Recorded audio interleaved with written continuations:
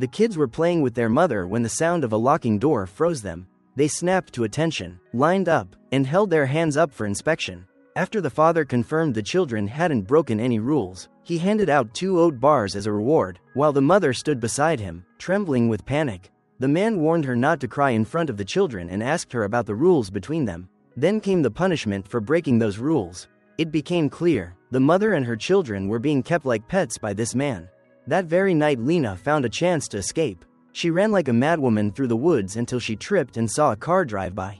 Scrambling to her feet, she ran to the road and begged for help. An ambulance arrived, and Lena, along with Lena's daughter, escaped with them. The little girl seemed to understand what had happened. Calmly she told rescuers her mother's name and blood type, saying it was something her mother had taught her. Suddenly Lena's heartbeat spiked, and she didn't respond to the nurse's voice. The daughter leaned in and whispered, "I'm still here." That simple, steady phrase snapped Lena back to awareness. The ambulance reached the hospital quickly. Lena was taken into the emergency room, while her daughter was left alone in the waiting area. A nurse named Ruth was assigned to look after the girl. The moment Ruth met her, the child instinctively held her hands up, a deeply ingrained reflex, so Ruth led her to the waiting room and found a warm sweater for her. In conversation, Ruth learned the girl's name was Hannah. Her mother, Lena, had been in a car accident. The driver fled, but Hannah didn't blame him. She said he had cared for her mother before the ambulance arrived and that the crash wasn't his fault. Hannah explained that her mother was clumsy and often needed Hannah's help to get things done. Ruth asked if Lena had a drinking problem, and Hannah shook her head. She said her mother usually drank only water and was required to drink 1.5 liters a day. That detail made Ruth suspect something was very wrong, so she asked if Hannah needed help. Hannah refused and said, "We have our own rules, and they're important. Sometimes my mother forgets, and I have to remind her." Those words were chilling coming from a child. Hannah then revealed something even more disturbing. Her mother had once wanted to kill her husband. Ruth hurried to tell Officer Ida, who was handling the accident. Before a psychological emergency team arrived, Ida couldn't interview Hannah herself, so she told Ruth to try to get their home address. Back in the waiting room, Ruth gave Hannah crayons and paper and guided her to draw her family. The approach worked. Through Hannah's drawings and broken sentences, Ruth learned that Hannah's younger brother was still at home cleaning up blood. The girl spoke so calmly that it suggested she was used to seeing blood around the house. Ruth asked for their address, saying she could pick up the brother, but Hannah refused and drew 2 blacked-out windows. Ruth realized from the sketch that the family's windows were covered so they couldn't see outside. The room was sealed tight, relying on an oxygen circulation machine to survive. Their daily food was only milk and oatmeal, and there wasn't even milk for the mother. By then, Ruth was certain the family had been imprisoned. Lena underwent emergency surgery, but the operation hit a complication. She suffered a transfusion rejection, which meant the blood type information they had for her was wrong. After the surgery, the doctor told Ida the mistake had been their fault. They had administered blood without double-checking. Ida was baffled as to why Hannah would lie. Just then the psychologist arrived. Ida planned to go meet Hannah with him, but the first thing Hannah did when she saw them was hold up her hands. Ida didn't understand. Hannah explained that showing her hands proved she wasn't hiding anything that could hurt herself or someone else. And these were the father's rules. To show goodwill, Ida also held up her hands. But Ruth, standing beside her, pulled her aside and revealed that Hannah still had a younger brother at home, trapped in a house like a prison, with no windows, ventilation pipes, bloodstains, and strict rules. After the blood type incident, Ida began to wonder if Hannah's stories were lies. Meanwhile, back at the house, her little brother really was cleaning up blood. His movements were disturbingly practiced, and in one corner lay a man who was no longer breathing. Ida tried to approach Hannah in a gentle tone. From her, she learned that they had never had contact with the outside world. In their mother's words, a happy family doesn't need anyone else. Their mother had taught them to read at home, and the boy was still inside that windowless prison. When asked about life before the car accident, Hannah suddenly fell silent. When pressed about whether their father had ever harmed them, she simply lay her head on the table, closed her eyes, and refused to answer. The investigators realized they needed time for Hannah to lower her guard. At that moment, Ida received a call from Gerd of the Major Crimes Unit. He told her the car accident case might be connected to other long unresolved cases. Just 30 minutes earlier, he had found a match in the system. When he saw the name Lena, the physical description, and the words possible captivity, the blood drained from his face. He immediately called an elderly couple, telling them their daughter, missing for 13 years, might have been found at Aiken Hospital. He couldn't even finish before the line went dead. The couple had rushed out in tears of hope. When they arrived and saw Lena lying unconscious, the father froze. Suspicion clouded his face. Although the woman's blonde hair and scars matched their missing daughter's, they recognized instantly that he was not her. Their hope was shattered in an instant. The father's emotions spiraled out of control, but Gerd calmed him down just in time. What shocked everyone was Hannah. The little girl looked exactly like Lena as a child. Adam, the missing woman's father, even had photos to prove it.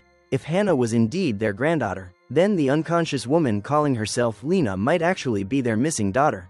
Only a DNA test could uncover the truth. But DNA from Hannah required Child Protective Services approval, and results would take 8 hours. Gerd, tormented for 13 years by this case like a thorn in his heart, couldn't wait. He slipped into Lena's hospital room and whispered to her unconscious body, "Who are you really?" Inside her head, the voice of her husband echoed like a curse, commanding her to obey the rules or die. Gasping, she ripped off her oxygen mask, fighting against the invisible grip of fear. At last, she cried out my name as Lena, then she collapsed again. Her words left Gerd disheartened. He didn't believe her. He rushed to the psychologist, hoping to get Hannah's DNA faster. But there he heard something even stranger. Hannah told them she had met her grandfather Adam. That morning, when he visited, she had asked if Grandpa was still here. She thought the man she saw last night was her mother's father. She recalled traveling once with her mother and grandfather, a secret memory she shared softly, closing her eyes as warm images of a big garden filled her mind. The psychologist explained that trauma can warp memory, blending fantasy with reality, so it was impossible to know if Hannah's story was true. But it meant she might have really met Adam before. When Gerd confronted Adam about this, Adam immediately realized Gerd suspected him of kidnapping his own daughter. Furious, he shoved Gerd away and stormed off. Later, Gerd doubted himself. Maybe he was losing his mind. Fortunately, approval for the DNA test finally came through. Nurses collected Hannah's sample, and to help her eyes adjust to light after years in a windowless room, they gave her sunglasses. Ruth explained that soon Hannah would be moved to a special psychological care facility. The girl didn't resist, she only asked to see her mother once more. When Hannah approached her mother's bed, she slipped something secretly into Lena's hand while Ruth wasn't watching. Leaning close, she whispered, "Father is always with you." Then she left without expression. The moment the door shut, Lena opened her eyes. She had been pretending to sleep. In her palm was a shard of broken glass. Hannah's words had been less comforting than a threat. Terrified, Lena hid the shard at once. Not long after, she woke up again. Gerd still hoped to hear the truth from her, but no matter what he asked, she stayed silent. Only when he showed her a photo of the real Lena did her face flicker with emotion. She asked quietly, what kind of person was she? Gerd answered, Lena was warm, intelligent, and kind. She had a bright future ahead of her. But one early morning, 13 years ago, her phone suddenly went dead, and she vanished. Despite searching everyone around her, they found no trace, no clue, and no news of Lena ever since. For 13 years, her parents have lived in torment. And now, they're waiting outside, desperate for a sign of their daughter. He pleaded with the woman to help them. For a moment, she was moved. But just as she was about to speak, her emotions spiraled, and she collapsed unconscious again. Gerd stayed by her side, unwilling to miss even the slightest clue. When she awoke once more, thrashing from a nightmare, she looked at Gerd in panic and demanded, "What day is it today?" When he answered, she broke down in tears and whispered the month. Gerd realized she was saying she had been imprisoned for 5 months. He quickly asked if Hannah had always been there with her, and when she confirmed, he pressed again, "There's a boy too, isn't there?" Investigators searched around the crash site. Suddenly, a man barged into the restricted area, claiming to be a patrol officer. But Ida was suspicious. The night before, while guarding the crash site, she had seen a car hiding nearby. Just as she approached, it sped away. She asked if he had been there last night. The man insisted he only patrolled mornings and evenings. Before long, they uncovered an abandoned military zone. Just as their attention was fixed ahead, panicked breathing echoed from the forest behind them. Ida radioed the counter-terrorism unit, but they warned her, that zone is off-limits. Ida argued, there's an 8-year-old boy trapped inside. Appealing to the officer's own sense of parenthood, she finally persuaded him to authorize a search. But at that moment, the so-called patrol officer reappeared, this time trying to stop them. Ida ignored him and gave the signal to advance. Not long after they entered, an explosion tore through the area, followed by the man's agonized screams. They halted. There were landmines. No official records showed mines in this zone, meaning they had been planted privately. Ida pushed through the pressure from her superiors and called in a bomb disposal unit. Before long, every mine was disarmed. With the way clear, rescue dogs led them to the house they were searching for. Before going in, Ida called Gerd, asking the woman if anyone besides the boy was still inside. The answer chilled her. Yes, there's someone else. Inside, they found a corpse in the corner. The man was dead. Ida carefully lifted the cloth over his face and nearly vomited. His face had been slashed beyond recognition. Gerd immediately asked, "Did you find the boy?" The woman, overhearing, said, "Jonathan is probably under the bed in the children's room."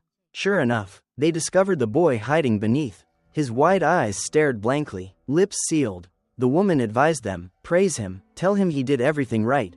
Then he'll listen." Ida tried it. "Jonathan, you did everything right." The boy suddenly inhaled sharply and gripped Ida's hand tightly. Relief swept through the room. The woman then asked, "Where is the other man?" When told he was dead, she exhaled with visible relief. The voice that had haunted her mind for so long, the man who had threatened her every move, was finally gone forever. After her emotions calmed, the woman finally spoke. Her name was Jasmine. She explained that she had only gone to a job interview for a high-paying position, but instead, she had fallen into a nightmare. When she woke up, she found herself inside a strange warehouse, both hands and feet tied tight. Suddenly, a man walked in and, without warning, called her Lena. But she was not Lena. Jasmine had no idea why he kept calling her by that name. Before she could react, he placed a bottle of hair dye and a glass of water in front of her. He said coldly, she would only be given water to drink after she dyed her hair blonde. Jasmine instinctively refused. But when the man turned his back and walked away in silence, fear overcame her, and she quickly agreed. She thought that if she cooperated, maybe her suffering would end sooner. But the moment her hair was dyed, the man pressed a red-hot wire into the palm of her hand. Jasmine screamed in agony before fainting. When she awoke again, her wound had been bandaged. The conflicting actions left her trembling with fear and confusion. What exactly did this man want from her? Before she could piece anything together, the man read out his rules. Every time he entered the house, she must stand at the door and hold out both hands to show she carried no weapon. Eating, drinking, and even using the bathroom, all must happen strictly at the times he allows. Jasmine felt sick to her stomach. The man suddenly grabbed her raised hand and shouted at her not to stain the dress she was wearing. The pain made her black out again. When she regained consciousness, two strange children stood before her, calling her mom. Jasmine froze. She had never even been married. How could she possibly have children? She insisted they weren't hers. But the man knelt, speaking softly. Once again, he called her Lena. He said the children were theirs and that he was her husband. That was when Jasmine realized the horrifying truth. She had been kidnapped and forced to replace the missing woman named Lena. Those children must have been Lena's real children. The man wanted Jasmine to live as their mother. The days that followed were nothing short of hell. The man trained her to obey his rules. At first, Jasmine resisted, but each attempt ended in a savage beating. Desperate, she once begged young Hannah for help. But the girl whispered back, "You must listen to father. There are cameras everywhere. There's no place to hide." Jasmine understood. Escape was nearly impossible. So she played the part, following every rule, becoming the woman called Lena. Months passed. Then, one night, after 5 months in captivity, Jasmine seized her chance. While the man was distracted, she smashed a glass orb against his head and bolted for the door. But she barely made it outside before a car struck her. Jasmine was rushed to the hospital. By sheer luck, Hannah escaped with her. Later, police discovered the House of Horrors, where they found young Jonathan alive, and the mutilated corpse of a man, his face cut beyond recognition. Only then did Jasmine dare reveal her true identity. But questions remained. Was the dead man really the captor, or someone else? And if Jasmine was only a replacement for Lena, then what had truly happened to Lena herself? Investigators searched the house inch by inch. For Detective Gerd, the Lena case had weighed on his heart for 13 years. They uncovered dozens of surveillance cameras. Then, in the children's room, Gerd made a chilling discovery, a drawing hidden on the back of a bedboard. It showed a bright garden, with Lena's parents smiling warmly. It was Lena's hand. Unable to escape, she had drawn this picture so her children could visit their grandparents. And suddenly, Hannah's words made sense. She had once said she visited her grandfather, that she had gone on a trip in a big garden. In reality, those were only fantasies born in her imagination, fragile happiness conjured inside a world of confinement. Gerd couldn't suppress waves of sorrow. Deep down, he knew the chances that Lena was still alive were painfully slim. The team soon discovered a router connected to the surveillance system. The moment they cut the power, the monitors in a hidden room went dark. But immediately afterward, police inside the house heard a rapid ticking sound, followed by a flashing red light. Realizing too late, one officer bolted for the door, shouting, "Run, it's going to blow." Seconds later, the entire team barely escaped as the explosion rocked the house. It was then that they realized just how terrifyingly dangerous the man truly was. Soon after, the results of the autopsy arrived. The male corpse had died from a blunt strike to the back of the neck, snapping it instantly. The horrific wounds across his face had been inflicted after death. The murder weapon matched the shattered glass orb found in the house.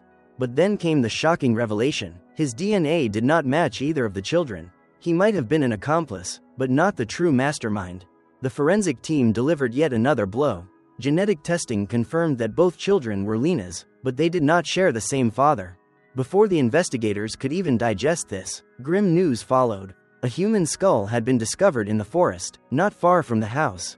Gerd's heart sank. It had to be Lena. Even though hope had nearly died, he still couldn't accept such an ending.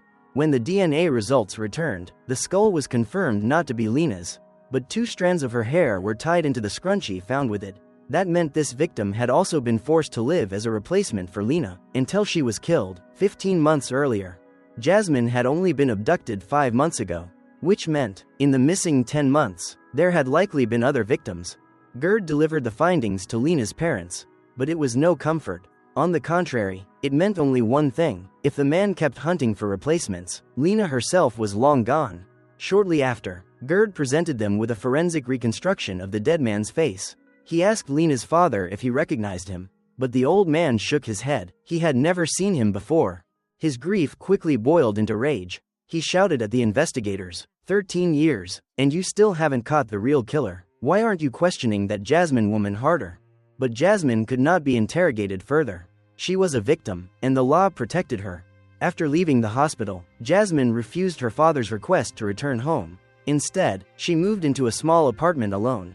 Police assigned 24-hour protection. Yet, from the very first moment she stepped inside, a man sitting in a car nearby was already watching her every move. For a while, it seemed Jasmine might finally reclaim some semblance of a normal life. But when mealtime came, she still waited until after 6 p.m. before wolfing down her food, as though the man's rules had been carved into her very body. Worse still, his voice continued to echo in her mind, ordering her to perform certain tasks at precise times. At last, she could bear it no longer. She pulled out the hair dye, restoring her hair to its natural color, desperate to break free from his lingering control. But the moment she finished drying her hair, there came a knock at the door. A woman's voice called gently, "Your father brought you some fruit and vegetables." Jasmine waited until the footsteps faded, then cautiously opened the door and hurriedly pulled the bag inside. But what spilled out of the grocery bag nearly made Jasmine's heart stop. Inside was a box of blonde hair dye and oat bars, the very same kind she had been forced to eat during captivity. And there was a note, a chilling message: "If you scream, you die." It could only mean one thing: the man was still alive, and he was close. Before she could even steady her breath, the doorbell rang. It was Gerd, calling from outside, asking to speak with her. Jasmine frantically cleaned up the items on the floor, pretending nothing had happened, and opened the door. Gerd questioned her directly. "Was it always the same man who held you captive?" Jasmine nodded without hesitation. Then Gerd showed her the reconstructed photo of the male corpse they had found. The moment Jasmine saw the picture, her blood ran cold. It was him, the man who had hit her with his car the night she escaped. She remembered his panicked face, the way he had wanted to call an ambulance for her. But now, she couldn't let her fear show. The man's voice echoed in her mind, urging her to stay quiet, to obey. Her lips trembled, and when she finally spoke, her words broke into sobs. "Yes, I know this man." Sensing her breakdown, Gerd didn't push further. But her reaction told him something crucial. There wasn't just one perpetrator. There were multiple killers. After Gerd left, Jasmine realized the terrifying truth: she might never escape the grip of her captor. Soon after, investigators made a grim discovery. Deep in the forest, they unearthed multiple skeletons of women. Each one wore the same clothes, the same shoes, bore the same scar, and each one had the same name. They had all been abducted, forced to live as replacements for the original Lena, and made to raise the children as if they were their own. but the real Lena's body was nowhere to be found. Gerd's analysis was chilling. The reason the killer kept finding replacements was because Lena herself meant everything to him, which meant her body must be hidden somewhere important to the killer. But no trace of the man could be found. Even worse, the only dead male discovered in the house was not the children's biological father, and it was still unclear whether he was a killer or just another accomplice. That's when Gerd made a startling deduction. Lena's daughter, Hannah, was now around 12 or 13. Since she and Jonathan were half-siblings, Lena might have been pregnant before she was kidnapped. If Gerd could find Hannah's real father, it might lead him to the true culprit. He tracked down every one of Lena's former boyfriends, collecting DNA samples, and eventually, he found Hannah's biological father. But the man was married, with 2 children of his own, and lived in another city. He could not have been the abductor. This left only one possibility: the father of Jonathan was the real killer. Both children were sent to psychological facilities, where doctors tried to help them adapt to normal society. Hannah adjusted quickly, but Jonathan remained silent and withdrawn. One day, Hannah leaned close and whispered in his ear, "If you don't try, when Dad comes back for us, you won't be able to go home. He's still waiting to take us back." Not long after, a nurse brought Hannah a storybook as a gift, but the first thing she did was rush to show it to the surveillance camera. When asked what she was doing, Hannah smiled and said, "I'm showing it to Dad, so he knows we're still following the rules." That moment sent shivers down the spine of the staff. One nurse quickly called Officer Ida, but there was no answer. And as the nurse nervously glanced back at the surveillance cameras, she didn't realize it would be the very act that sealed her fate. That night, when she returned home, she discovered the entire apartment had lost power. Checking the fuse box, she found the breaker had tripped. Relieved for a moment, she suddenly heard noises coming from the back room. Suspicious, she went to investigate, and never made it out. The next day, she was found dead. But when Ida examined the crime scene, she couldn't find a single trace of foul play. The official conclusion was an accidental fall from a ladder while changing a light bulb. Later, Ida brought Hannah a stack of photos, all suspects tied to the abductions of Lena and the other women. Yet, with each picture, Hannah calmly said, "That's my father." Her cold, deliberate answers were clearly meant to throw off the investigation. Not long after Ida left, Hannah's grandfather came to visit. While they were sitting outside in the sun, Hannah suddenly spotted her toy cat lying nearby, and Jonathan discovered a snow globe hidden under his pillow. These were Christmas gifts from their father, yet the cat had been missing since the crimes began, and the snow globe had been smashed by Jasmine. The message was clear: their father was close, and these gifts were signals calling them home. The following day, Hannah's photo from the care facility suddenly appeared on the front page of the newspaper. The angle looked like it came straight from the security cameras. But security there was notoriously strict. How could this be? Then Ida remembered the patrol officer. He had been at the crime scene immediately after the murders and had tried to stop them from searching the house. He worked for the security company, which gave him access to all surveillance footage. Cutting a frame of Hannah from the feed would have been effortless. Worse, his record revealed past convictions for theft, stalking, and assault. During interrogation, however, he remained calm, dismissing his crimes as youthful mistakes with no lasting record. Even when asked for a DNA sample, he showed no fear. The results later proved he had no biological connection to the children. Still, the police got a breakthrough. A burned-out car was discovered in the forest, leading them to its owner, the same unidentified male corpse found inside the house. It turned out he was the man who had accidentally hit Jasmine with his car that night. He had just returned with his family from South Africa 4 months earlier. Clearly he too was only a victim. So why had Jasmine lied during the photo identification, pretending he was her captor? What was she hiding? Could it be she believed he was the real killer, or was she covering for someone else? The true question remained: who was Jonathan's biological father, the real mastermind, and where was he hiding? When Hannah's grandfather saw her photo in the newspaper, he was furious. If the care facility couldn't keep her safe, he decided to take her home himself. Upon hearing this, Hannah whispered to her brother, "I'll come back for you. Soon, we'll be a family again." But Jonathan, more grounded, knew the truth. Their mother Lena had died years ago, together with the unborn baby she had been carrying. She had been pregnant with a third child and had died during childbirth inside that secret prison. Yet neither sibling ever revealed this to the police. The next morning, before leaving, Hannah secretly signaled Jonathan not to say a word. Everything was unfolding exactly as she had planned. Meanwhile, Jasmine was still tormented by the voice of the man inside her head. She finally mustered the courage to leave the house, but his voice ordered her to go back. Crushed by fear, she ran home. After a long moment of trembling silence, Jasmine pulled out a shard of glass Hannah had secretly slipped into her hand at the hospital and slashed her arm. It was the only way she knew to break free from his control. But just then, the doorbell rang. The apartment manager was outside, asking if she was all right, saying her father had reported losing contact with her. At that moment, Jasmine's heart sank. It wasn't her father at all, it was him, the man who had been controlling her from the very beginning. She slowly raised her eyes to the ceiling and understood. He was watching her every move through the surveillance hidden inside the apartment. Not long after, Jasmine pulled out the box of hair dye again. She dyed her hair blonde, just like when she was imprisoned. The doorbell rang once more. This time it was Gerd, returning with more questions.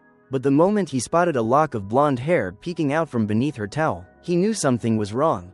Using an excuse, he slipped into the bathroom, and in the trash can, he found the empty box of hair dye. His suspicion confirmed. He scanned the room more carefully, and when he looked up, he saw it, a small surveillance device, hidden inside the fire alarm.